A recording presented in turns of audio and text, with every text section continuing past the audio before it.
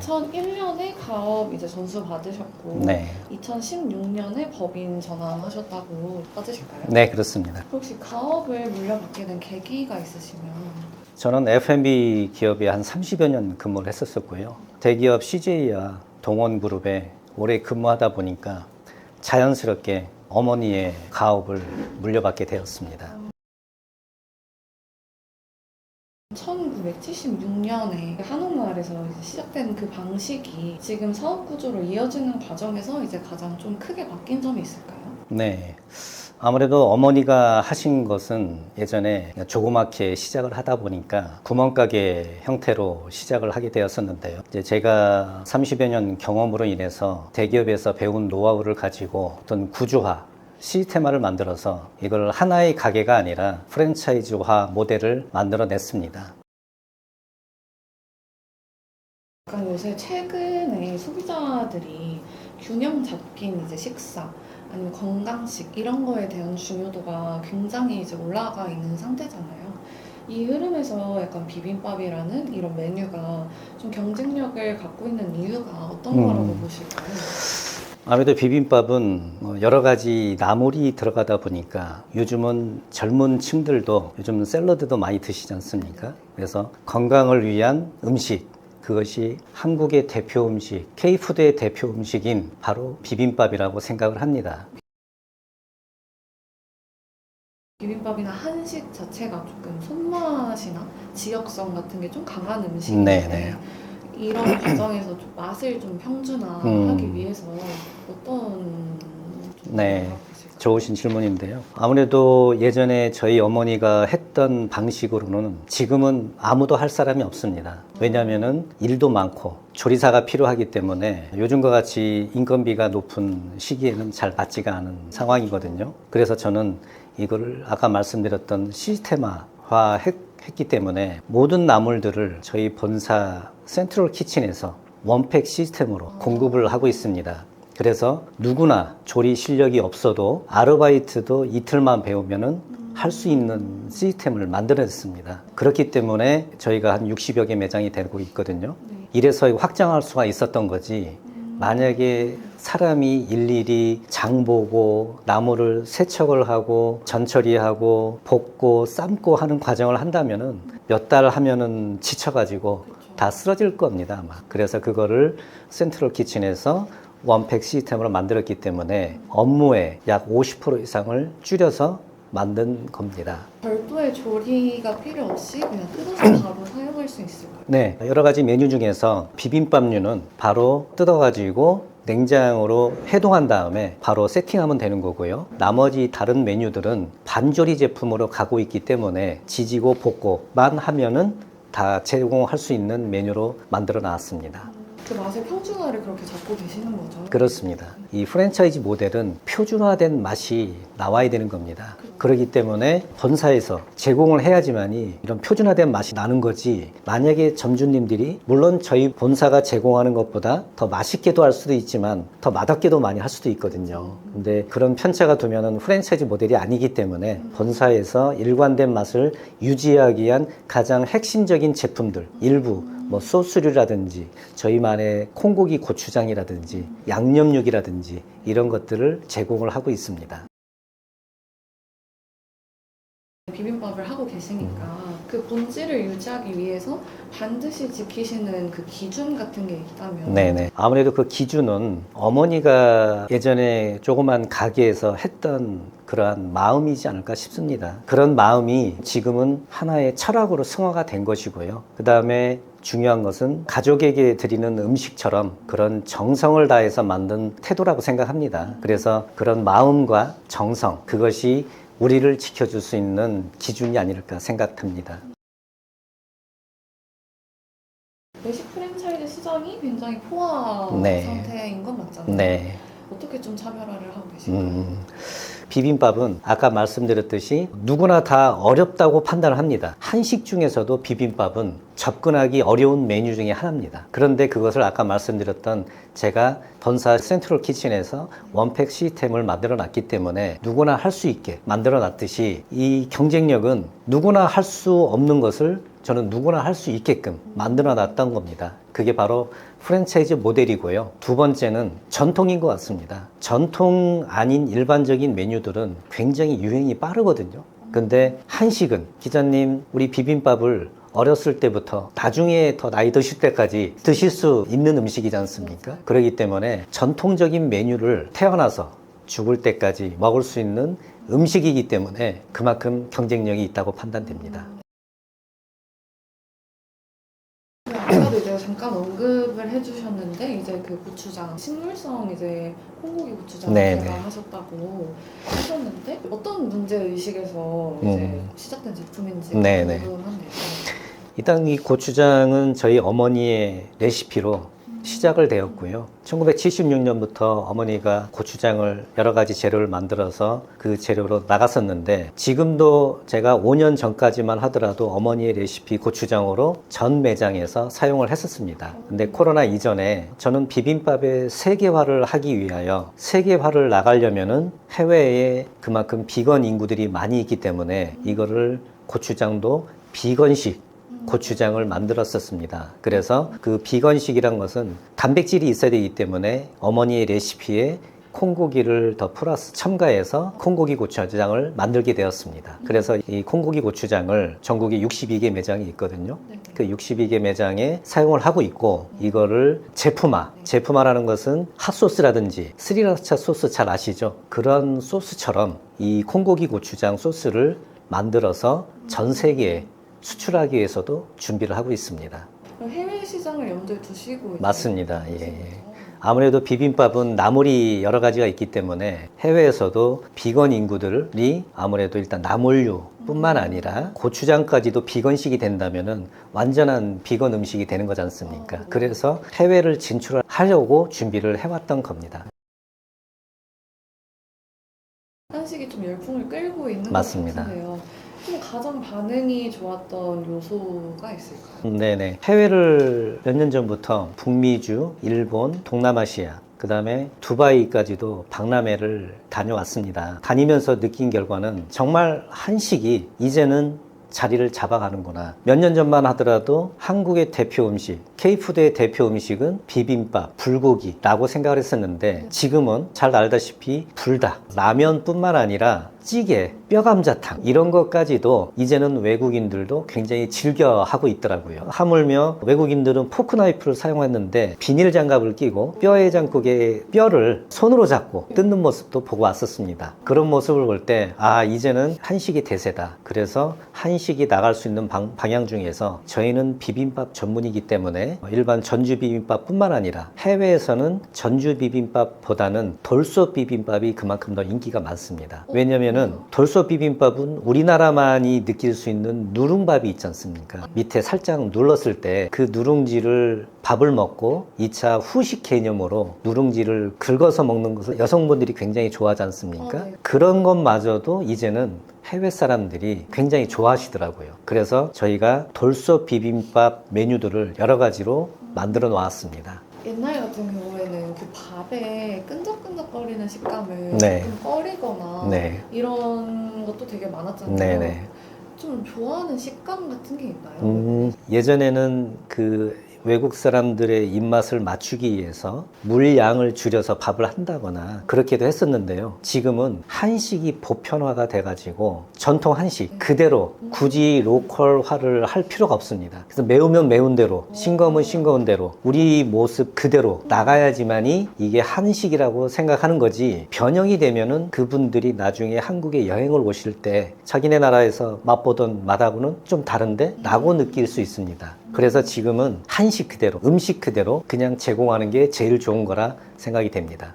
한식의 전통성과 현지화 사이에서는 이제 전통성의 전략을 좀 가지고 가고 계신 거죠? 네, 그렇습니다. 그 중에서 일부 메뉴에서 100이면은 한 20% 정도는 현지화 메뉴도 필요하다고 생각이 됩니다. 왜냐면은 아무리 한식이 보편화가 되고 있는 과정이라고 하지만 그래도 그 현지에 계신 분들은 자기 입맛에 안 맞으면은 안 먹을 수도 있기 때문에 일부 한 20-30% 정도는 그 현지에 맞는 로컬화 메뉴도 개발이 필요하다고 생각됩니다. 네. 트러플이 들어간 메뉴라든지 봄동 비빔밥이라든지 네네. 그런 걸 되게 빠르게 좀 넣으셨더라고요. 맞습니다. 예. 메뉴 개발을 하실 때 좀 어떠한 기준을 갖고 계신가 좀 궁금했었거든요. 일단 기본적으로 분기마다 2개씩 메뉴 개발을 해서 출시를 하고 있는데요. 그 와중에 언론이나 TV나 그다음에 여러 방송 매체나 봤을 때 갑자기 유행하는 우리 한식에 또 비빔밥에 관련된 메뉴가 있으면은 즉시 바로 우리 R&D실에 얘기를 해서 반영을 하고 있습니다. 아까 말씀하셨던 봄동 비빔밥이 갑자기 떴지 않습니까? 네, 맞아요. 그래서 봄동 비빔밥도 바로 메뉴를 출시를 했고요. 그리고 작년에도 TV 드라마에서 고추장 버터 비빔밥이 유행을 했었습니다. 그래서 그때도 어차피 고추장은 저희도 있기 때문에 버터만 넣으면 되는 거거든요. 그래서 고추장 버터 비빔밥 메뉴도 출시한 적도 있었습니다. 그래서 그 시기에 따라서 또는 유행에 따라서 일반 사람들이 이슈되는 그런 네. 음식들도 신메뉴로 계속 출시해 나가고 있습니다. 그럼 이제 젊은 좀 층의 세대들까지 네네. 되게 끌어 그렇습니다. 예, 예. 전에는 보통 40대부터 60대까지 드셨다면은 지금은 30대, 20대까지도 좀 폭넓게 확장하고 있습니다. 그럼 신메뉴에 대한 반응은 조금 항상 좋은 편인가요? 아니, 그렇진 않습니다. 왜냐하면 개인적인 입맛에 호불호가 있기 때문에 궁금해서 한 번쯤은 드시긴 하는데 그 입맛에 안 맞으면은 2번 주문 안 하는 경우도 많이 있는 것 같더라고요. 그래서 50대 50인 것 같습니다. 50%는 그냥 히트 메뉴가 되는 거고 50%는 그냥 한 번씩 드셔보시고 그냥 지나가는 것 같습니다. 냉동 비빔밥, 네. 냉동 나물류 이런 거 이제 수출 좀 고려하시는 네, 건데 네. 그 냉동으로 조금 생각을 하신 거는 이제 유통의 문제 때문이신지 아니면 조금 뭐 해외는 사람들이 밀키트 중심으로 좀 많이 수요가 있다든지 네네. 어떤 전략이신지 일단 냉동 비빔밥과 나물을 개발했던 이유는요. 저희는 비빔밥 전문 기업이기 때문에 단순히 매장에서 고객을 만나는 것도 있지만 일반 사람들이 마트라든지 편의점에서 쉽게 편의식을 구매해서 식사를 하시는 경우가 많이 있지 않습니까? 그래서 저희도 편의식을 만들기 위해서 전통과 철학을 가진 냉동 비빔밥을 만들게 된 것이고요. 그런 냉동 비빔밥을 일반적으로 이제 냉장으로 하게 되면은 아무래도 유통하는 시간들이 있기 때문에 5일을 넘길 수가 없습니다. 그래서 요즘은 한 3년 전부터 냉동 김밥이 한참 유행을 했지 않습니까? 그럼 김밥도 냉동으로 하는데 비빔밥도 냉동이 충분히 가능하다고 생각해서 냉동 비빔밥을 개발하게 됐고요. 그 중에서 밥 같은 경우는 IQF라고 해서 밥알을 하나하나 얼려서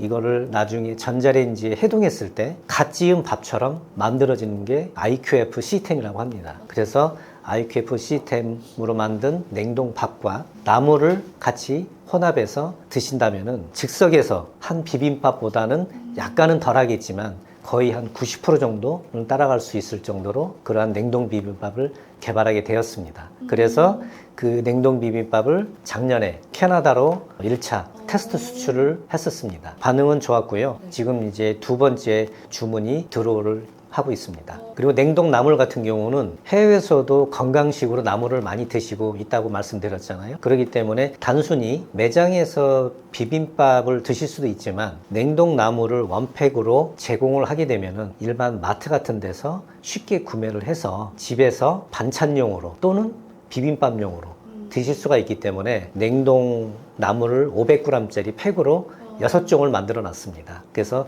이것도 수출 대상 품목에 다 포함이 되고 있습니다. 캐나다로 먼저 이제 테스트를 하신 이유가 캐나다에 세계 한인 무역협회 지회장이 있었습니다. 그분이 기존에 한식당을 하다가 코로나 때 문을 닫고 그 다음에 다른 식당을 준비하려다가 저희하고 인연이 됐습니다. 그래서 그분들이 저희 한옥마을 비빔밥 앤 가마솥밥을 매장을 한다고 하셔가지고 MOU를 먼저 체결을 했었습니다. 그래서 지금 현재 상권을 알아보고 있는 중이고요. 저희 매장도 빠르면 올해 안에 계약을 할 예정이고요.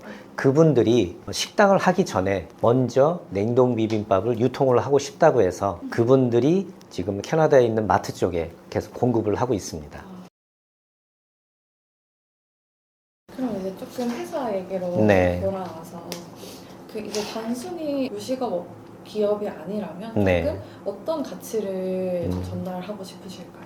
아무래도 음식 사업은 맛도 중요하지만 거기에 담긴 음식에 담긴 스토리 또는 전통, 철학이 필요하다고 생각합니다. 저희 어머니가 1976년부터 하나하나의 조그만 식당에서 만들어가서 지금 이렇게 제가 만들었듯이 음식을 만들 때 가족에게 주는 것처럼 그러한 마음, 그다음에 그런 정성, 그것이 모여서 스토리가 되고 철학이 되었던 것 같습니다. 그래서 저는 그 스토리와 어머니의 철학을 바탕으로 저희 한옥마을 비빔밥을 여기에 자연스럽게 녹여서 만들었기 때문에 그나마 오래 갈 수 있는 브랜드로 된 것 같습니다.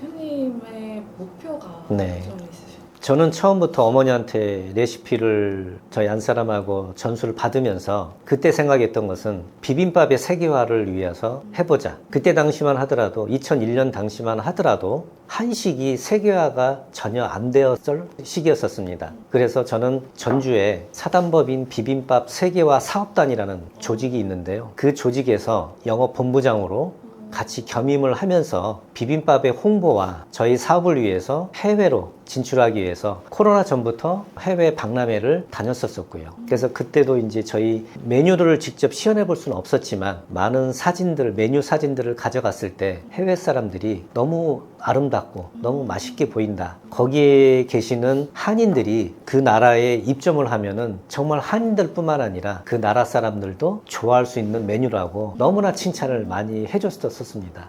무작정 나가는 봤는데 반응이 좋다 보니까 아, 이거구나. 필요하겠구나. 그래서 비빔밥의 세계화를 위해서 항상 준비하고 노력하고 있습니다. 그래서 냉동 비빔밥을 개발하게 되었던 것이고요. 마지막으로 네. 기사에 이 부분은 꼭 강조가 됐으면 좋겠다 하신 부분 있으실까요? 저희는 일반 대형 프랜차이즈처럼 몇백 개 있는 그런 프랜차이즈 회사는 아닙니다. 다만 60여 개 매장을 가지고 15년간 운영을 해오면서 속도보다는 진정성을 가지고 여태까지 업무를 해왔던 것 같아요. 그래서 가맹점주님들 오픈할 때마다 하나하나 제가 시간을 내서 어머니의 마음과 그런 진정성과 철학을 공유하면서 말씀을 다 드리고 있습니다. 그래야지만이 그분들이 본인의 매장에 가서 업무를 하면서 단 하루에 서너 시간을 제가 얘기를 했다 하더라도 사람은 까먹기 마련이거든요. 그래서 저희 직원들이 정기적으로 방문하면서 이러한 이야기도 또는 저희 소통할 수 있는 채널로 계속해서 이런 업무들을 전달해서 정말 전통적인 음식, K푸드에 대표할 수 있는 음식, 우리 전주 비빔밥을 잊지 말고 항상 얘기를 하고 있습니다.